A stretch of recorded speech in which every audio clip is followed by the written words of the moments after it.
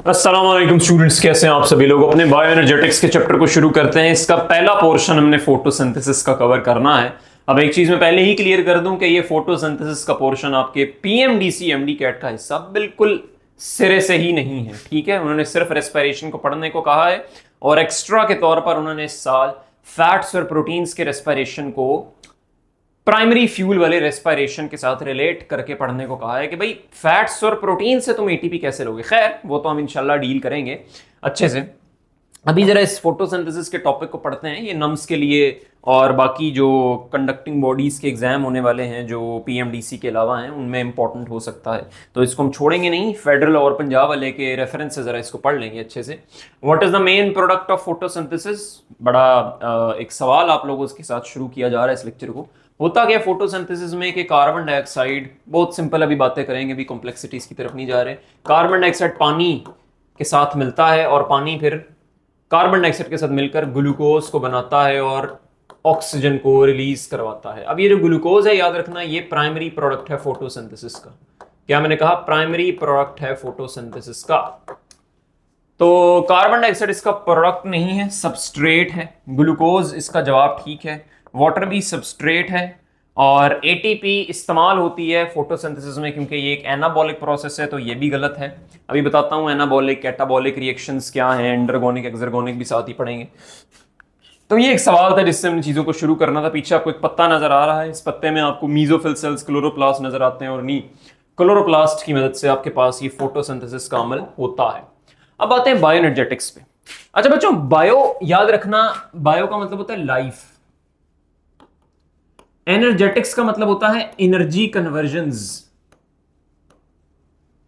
या यहां कर लो लिविंग ऑर्गेनिजम्स, लाइफ या लिविंग ऑर्गेनिजम्स, एनर्जी कन्वर्जन्स या एनर्जी ट्रांसफॉर्मेशंस। तो study of energy transformations and energy conversions among living organisms is the study of bioenergetics. ठीक है, it is concern with the laws of thermodynamics. जैसे first law है, second law है, third law. उसमें first law क्या कहता है?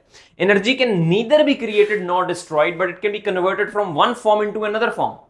तो ये जो फर्स्ट लॉ और ये जो लॉज ऑफ थर्मोडायनेमिक्स हैं, ये ओबे होते हैं आपके बायोएनर्जेटिक्स के अंदर। और अगली बात क्या है कि एटीपी, एटीपी क्या होती है? It is a kind of energy.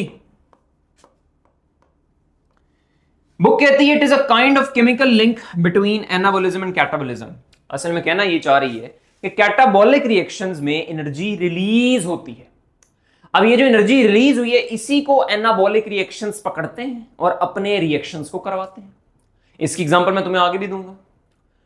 तो ये चीज तुम लोगों ने याद रखनी कि एटीपी केमिकल लिंक होता है एनाबॉलिज्म और कैटाबॉलिज्म में। ठीक है सर जी। अब इसकी जगह पे NADH ना कर देना, NADH डेफिनेटली एटीपी देता है बट एटीपी के ऊपर तुमने NADH को प्रेफर नहीं करना। ठीक है, अब बात कर लेते हैं फोटोसिंथेसिस और रेस्पिरेशन के डिफरेंस की। क्या क्या डिफरेंस है दोनों में, उसके बाद हम फोटोसिंथेसिस को डिटेल में भी देखेंगे, फिर फैक्टर्स देखेंगे जो फोटोसिंथेसिस को अफेक्ट करते हैं। तो याद रखना फोटोसिंथेसिस एक एनाबॉलिक, ये क्या हो गया? फोटोसिंथेसिस एक एनाबॉलिक प्रोसेस है। क्या मैंने कहा? फोटोसिंथेसिस एक एनाबॉलिक प्रोसेस है, एनाबॉलिक रिएक्शन है। और दूसरे लफ्जों में इसको कहते हैं कि ये एक एंडरगोनिक प्रोसेस है क्योंकि ये एनर्जी इस्तेमाल कर रहा है।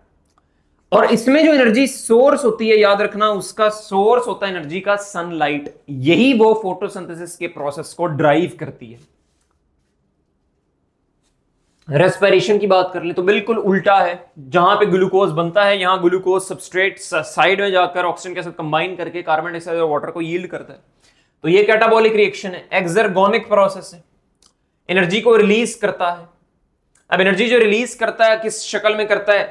डेफिनेटली आपके पास एटीपी, और एटीपी टूट कर कैटाबोलाइज होकर 7.3 किलो कैलोरी ऑफ एनर्जी देता है। ये बात हमने पहले भी की हुई है कि एक एटीपी का मॉलिक्यूल किलो कैलोरीज में कितनी एनर्जी देता है। ये आपको पास वैल्यू एग्जैक्टली फिंगर टिप्स पर होनी चाहिए, 7.3 किलो कैलोरी। इसी तरह से सवाल बनते हैं 3 एटीपी कितनी एनर्जी देंगे, तो उसे तो पता है 3 से मल्टीप्लाई करना बेवकूफी है, खुद भी नहीं टाइम लगाता ऑप्शन बनाने में। 3 क्रॉस 7.3 लिखकर ऑप्शन बना देता है, 2 क्रॉस 7.3 लिखकर ऑप्शन बना देता है। मुश्किल बनाओगे तो इसको मल्टीप्लाई कर देगा तो 7 3 से 21 होता है। 21.9 जो है वो kilo calorie of energy release करेंगे 3 एटीपी के मॉलिक्यूल्स कैटाबोलाइज होकर। ठीक है, अब आगे देखो फोटोसिंथेसिस में। फोटोसिंथेसिस में जो जरूरी चीजें हैं वो एक तो ये एरो है और ये क्लोरोफिल है। इनकी एब्सेंस अगर हो जाए तो फोटोसिंथेसिस का प्रोसेस नहीं हो सकता।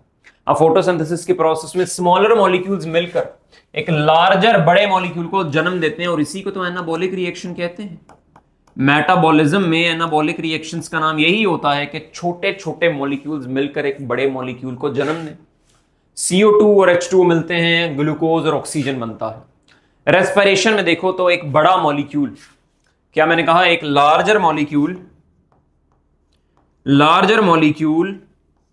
ऑक्सीडाइज होकर, ग्लूकोज मॉलिक्यूल का ब्रेकडाउन याद रखना ऑक्सीडेशन से होता है। देखो ना ऑक्सीजन ऐड हो रहा है यहां पे, मिलता है और स्मॉलर मॉलिक्यूल्स को जन्म देता है। अब ये स्मॉलर मॉलिक्यूल्स कौन से हैं? कार्बन डाइऑक्साइड भी है और तुम्हारे पास H2O भी है।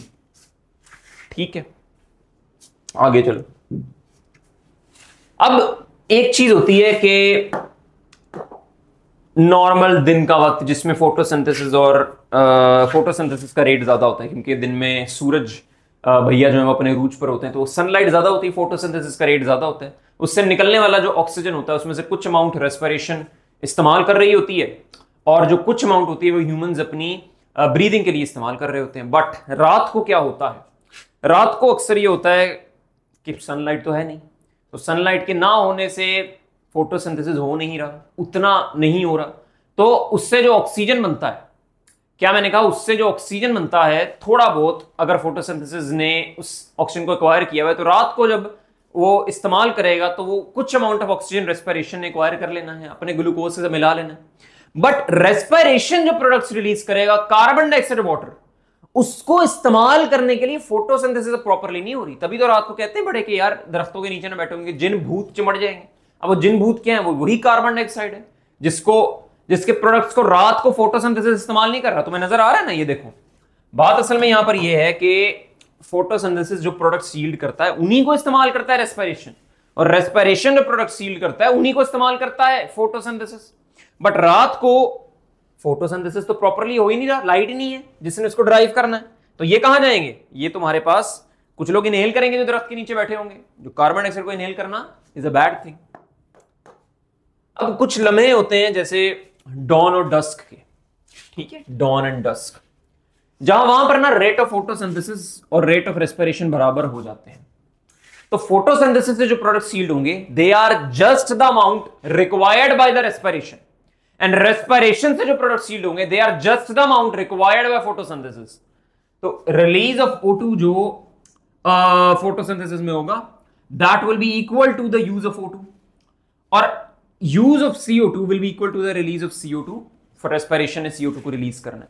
तो इन पॉइंट्स को बोलते हैं कॉम्पनसेशन पॉइंट, जहां पर फोटोसिंथेसिस का रेट रेस्पिरेशन के बराबर हो जाए। ठीक है, ये बुक में आपको पंजाब वाली बुक में मिलता है, इस चीज को आप लोगों ने देखना है। अब बात करते हैं फोटोसिंथेसिस की। Reactants, carbon dioxide, water. Carbon dioxide air से आता है, याद रखना 0.03 से लेकर 0.04% जो है वो कार्बन डाइऑक्साइड आपकी एयर में ही मौजूद होती है, और वाटर सॉइल से आ सकते हैं। लाइट याद रखना फोटोसिंथेसिस की रिएक्शन में लिमिटिंग रिएक्टेंट है। सर जी लिमिटिंग रिएक्टेंट क्या होता है? लिमिटिंग रिएक्टेंट वो होता है जो कंट्रोल करता है अमाउंट ऑफ प्रोडक्ट फॉर्मेशन को। लाइट कम है, फोटोसिंथेसिस का रेट कम है। जैसे तुम्हें डार्क में नजर आए, लाइट ज्यादा है तो फोटोसिंथेसिस का रेट भी ज्यादा है। और फिर इसके अलावा क्लोरोफिल जरूरी होता है। प्रोडक्ट्स की अगर मैं बात करूं तो तुम्हारे पास ग्लूकोज है, ऑक्सीजन है। ऑक्सीजन जो है वो कुछ अमाउंट में रेस्पिरेशन, अगर बहुत ही दिन का वक्त है, कुछ अमाउंट में रेस्पिरेशन यूज कर रही है, और कुछ अमाउंट में जो है वो ह्यूमंस अपनी ब्रीदिंग के लिए इस्तेमाल कर रहे हैं। आगे चलो। अब इस फोटोसिंथेसिस की क्वेश्चन में क्या चीज रिड्यूस हो रही है, क्या चीज ऑक्सीडाइज हो रही है, ये है नम्स के इंपॉर्टेंट तरीन सवाल। ये अकेली इक्वेशन नम्स के सवालों को इक्वेट करती है।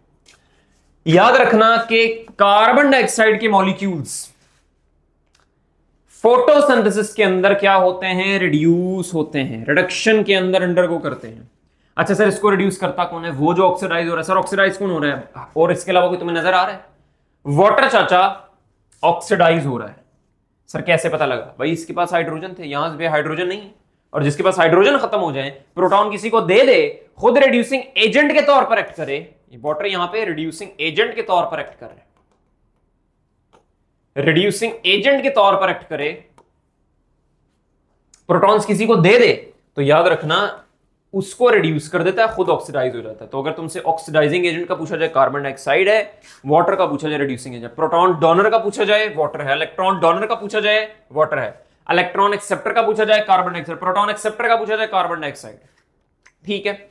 और अगली बात यह है कि फोटोसिंथेसिस एक रिडॉक्स प्रोसेस है, दोनों चीजें हो रही है ना, ऑक्सीडेशन भी हो रही है, रिडक्शन भी हो रही है। बट इन केस पीएमडीसी तुम्हें दोनों ऑप्शंस को दे देता है, ऑक्सीडेशन भी रिडक्शन भी, रिडॉक्स नहीं देता, बोथ एंड भी नहीं देता, नन ऑफ दीज दे देता है। तुमने फिर जाना है रिडक्शन के साथ, because this is the main reaction, क्योंकि इसी रिडक्शन के प्रोसेस से जो प्राइमरी प्रोडक्ट है वो प्रोड्यूस हो रहा है। ठीक है, आगे चल फोटोसिंथेसिस। अब ये फोटोसिंथेसिस एक एनाबॉलिक रिएक्शन है, रिडॉक्स रिएक्शन है, बात हो गई। कहां कहां पर होता है, ऑटोट्रॉफिक ऑर्गेनिज्म में, वो कौन कौन से थे, प्लांट सेल, जे, सायानोबैक्टीरियन, सब में तुम्हें फोटोसिंथेसिस होता हुआ नजर आता है। होता क्या है, simple inorganic energy poor oxides of carbon and hydrogen. Carbon का ऑक्साइड कौन सा है, CO2, हाइड्रोजन का ऑक्साइड कौन सा है, H2। ये तुम्हारे पास बनाते हैं complex organic energy rich hydrates को। क्या मैंने कहा, complex organic energy rich hydrates को बनाते हैं। ठीक है, आगे चलो। लाइट रिएक्शंस याद रखना, तुम्हारे पास फोटोसिंथेसिस के सबसे पहले मेजर रिएक्शंस है, फोटोसिंथेसिस के सबसे पहले मेजर रिएक्शंस है। अब लाइट रिएक्शंस याद रखना, लाइट की एब्सेंस में हो नहीं सकते, लाइट नहीं है तो ये रिएक्शंस भी नहीं होंगे, इनको बोलते हैं लाइट डिपेंडेंट रिएक्शंस। और क्लोरोप्लास्ट के किस हिस्से में होते हैं, याद रखना ग्रेना या थालाकोइड रीजन में होते हैं। थालाकोइड स्टैक होकर ग्रेना को बनाते हैं, और यही ग्रेना तुम्हारे पास साइट होते हैं लाइट रिएक्शंस का। पॉसिबली होती है इसमें एनर्जी कन्वर्जन, किसमें, इन लाइट होती है, केमिकल एनर्जी में कन्वर्ट होती है, और एसिमिलेटरी पावर जनरेट होती है, और NADPH जनरेट होता है। अब इन्हीं दो पावर्स को इस्तेमाल करता है डार्क रिएक्शन, जो कि लाइट इंडिपेंडेंट है, लाइट में भी हो सकता है, लाइट के बगैर भी हो सकता है। स्ट्रोमा इसकी साइट है, ग्राउंड सब्सटेंस होता है, रिडक्शन शुगर फॉर्मेशन में रोल प्ले करता है, क्योंकि CO2 यहां पे रिड्यूस होता है C6H12O6 में, और कहां होता है, स्ट्रोमा में होता है। ठीक है, तो साइट ऑफ यूटिलाइजेशन पूछी जाए ATP और NADPH की, तो तुमने स्ट्रोमा का नाम लेना है, क्योंकि इन प्रोडक्ट्स को तुम्हारे पास ये डार्क रिएक्शन ने इस्तेमाल करना है। ठीक है, इंपॉर्टेंट है ये। अच्छा, ये चीज देखो, यहां तक चीजें क्लियर हैं और होनी भी चाहिए, आसान सी हैं, कोई मुश्किल चीजें तो अभी तक पढ़ी नहीं है। वैन नील हाइपोथेसिस, अच्छा ये ना रोल ऑफ वाटर में आपको पढ़ाने लगूं, जो फोटोसिंथेसिस में होता है, रोल ऑफ वाटर क्या है। तो फैक्टर्स में फिर ये चीज एक्सक्लूड हो जाएगी, मैं वहां पे फिर जिक्र कर दूंगा, इसको डिटेल में नहीं पढ़ेंगे। वैन नील का हाइपोथेसिस था 1930 के अंदर, based on his investigations from a bacteria. उसने क्या कहा था कि O2 came from water molecules. जो O2 तुम प्रोडक्ट साइड पर देख रहे हो ना, उसे सबस्ट्रेट साइड के मॉलिक्यूल्स ने बनाया, सबस्ट्रेट साइड के वाटर मॉलिक्यूल्स ने बनाया।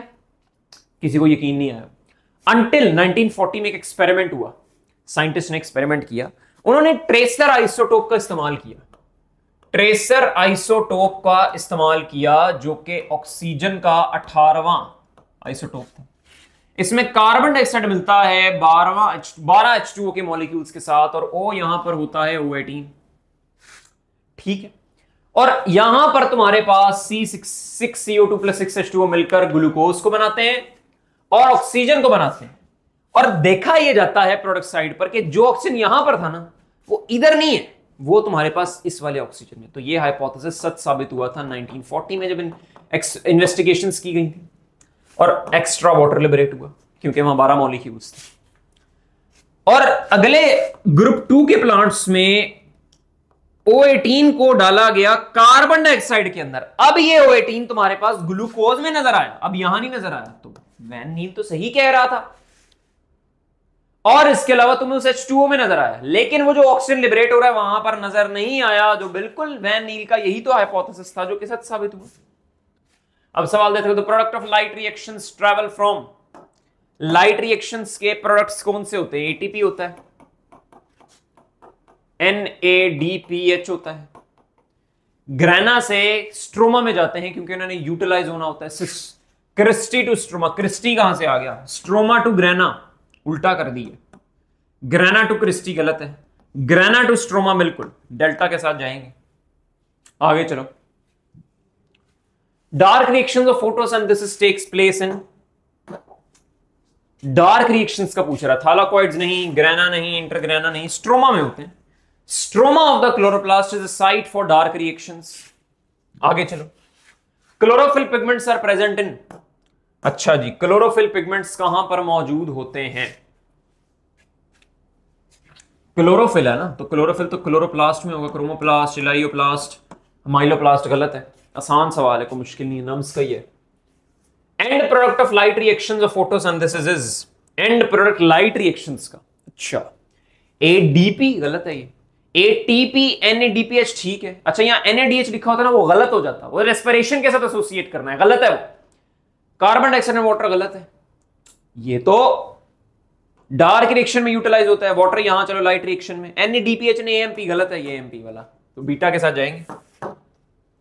In the light reaction water is used in, water किसमें इस्तेमाल होता है? खुद तो वाटर की ऑक्सीडेशन होती है, लेकिन वाटर इस्तेमाल किसमें होता है, करवाने में क्या इस्तेमाल होता है? तो water acts as a reducing agent, reduction करवाने में इस्तेमाल होता है। जवाब है अल्फा, बीटा, चार्ली, डेल्टा यहां से गलत है। Water is used in the process of photosynthesis, water acts as, नम्स का 2022 का सवाल है, प्रोटॉन एक्सेप्टर, इलेक्ट्रॉन डोनर, ठीक है। CO रिड्यूसर नहीं, CO2 reducer, die CO acceptor गलत है। प्रोटॉन एक्सेप्टर नहीं, प्रोटॉन डोनर या इलेक्ट्रॉन डोनर के तौर पर एक्ट करता है। In the process of photosynthesis CO2 works as, proton donor गलत है, इलेक्ट्रॉन डोनर भी गलत है, प्रोटॉन एक्सेप्टर ठीक है, सोर्स ऑफ वो भी गलत है। चार्ली के साथ जाएंगे, ठीक है। आगे चलो, which are the end products of light reaction of photosynthesis, फिर आ गया सवाल, नम्स का 2023 में भी यही सवाल है। एटीपी एंड एनएडीपीएच ठीक है, ATP glucose, glucose NADP, ATP water गलत है, अल्फा के साथ जाएंगे, ठीक है। ये हमारे पास था एमसीक्यूज अपने फोटोसिंथेसिस के टॉपिक से जो नम्स में आज तक आ चुके में हैं। तो नम्स के बच्चे इसको लाजमी प्रिपेयर करें बच्चों, ठीक है, इंपॉर्टेंट टॉपिक है उनके लिए, सवाल आते हैं इससे हर साल नम्स में। 2022 में भी आए थे, 2023 में भी आए थे। इक्वेशन को जरा अंडरस्टैंड करना है आप लोगों ने, क्या चीज रिड्यूस हो रही है, क्या चीज ऑक्सीडाइज हो रही है, प्रीडोमिनेंटली यहाँ पर क्या नजर आ रहा है, और इसके अलावा प्रोडक्ट्स क्या है लाइट रिएक्शन के, उनको इस्तेमाल कैसे हो रहा है, उनकी साइट ऑफ यूटिलाइजेशन क्या है, साइट ऑफ प्रोडक्शन क्या है, कहां से कहां जा रहे हैं, मूव कहां कर रहे हैं, और इसके अलावा डॉन डस्क वाला फिनोमेना क्या है, कहां पे कॉम्पनसेशन पॉइंट तुम्हें नजर आता है, इसमें होता क्या है, और बहुत सारी बातें तुम्हें मैंने पास पेपर से बता दी हुई हैं। तो लाजमी तौर पर इनको अंडरस्टैंड करना। अब फैक्टर्स को पढ़ते हैं जो फोटोसिंथेसिस को अफेक्ट करते हैं। अल्लाह हाफिज।